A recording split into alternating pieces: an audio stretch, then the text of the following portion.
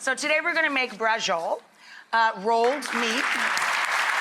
And we're gonna start with the sauce. You want a lot of sauce. I start the sauce with 1 large or 2 medium onion and several cloves of garlic. Big fat cloves of garlic, thinly sliced, cooked in olive oil till they're really fragrant and soft and just starting to lightly caramelize in color. So we're gonna put in a few fat tablespoons of sun-dried tomato paste. Oregano or marjoram, they're very related in flavor. Marjoram's a little lighter. We put in next. Now I do about 1/3 of a palmful. Little goes a long way with oregano. A little crushed red pepper, adding a lovely acidity to it. Now we're going to add stock. Any slow cooking sauce, you're gonna get a little bit of broth from the meat rolls that we're making. But I like the flavor depth that you get by adding chicken, beef, or even vegetable stock to a slow cooking sauce. Then we're going to add about 2 cups or 1/2 quart of passata. And then we're going to add 1 large can of Italian tomatoes. When we come back, we'll make the beef rolls right after this.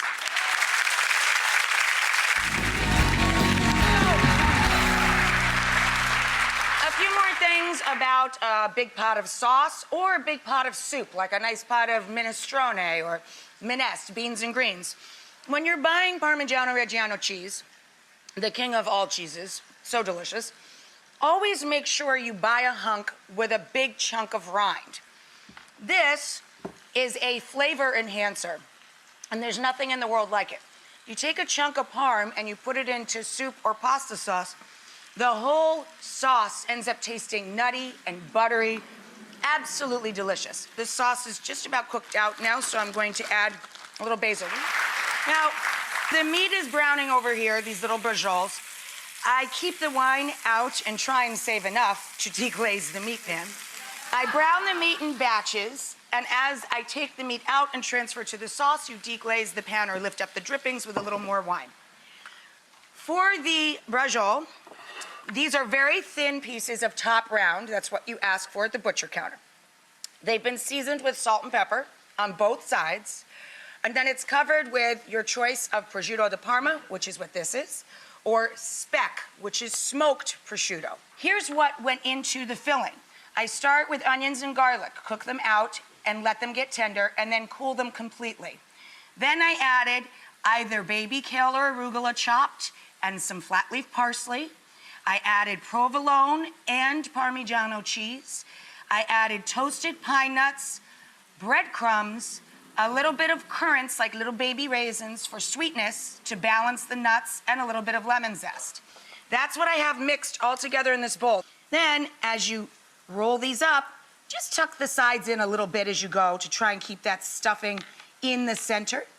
And just tie 2 little pieces around. Brown them, transfer them, and then they cook very gently on the stove on the lowest simmer or in a low oven, like 300 oven, until they're super, super tender and delicious. It'll take about 2.5 to 3 hours, depending on how thick the meat is that you start with. And this is what I was saying. When you take the meat rolls out, splash of wine to lift up all that good juice and add that juice to your sauce. I'm gonna take a quick break. Come on back. I'll show you what they look like when they're all done. So, as soon as the braciole gets nice and tender, like literally almost falling apart, carefully cut the strings off. Take them out, of course, of the boiling hot sauce. Let them cool a little bit, then cut the strings off, I should say. And then you cover them with some of the sauce. I've got 2 in a shallow bowl here. I'll cut into one so you see, like you barely touch it with a knife. And you can see the inside there with the ham and all that filling. It's like a meatball. Like a rolled meatball. Now look, a fork and a knife, that's a lovely thing. More importantly for us, a pound of pasta for 4 people, or even easier than making pasta, a giant hunk of charred bread.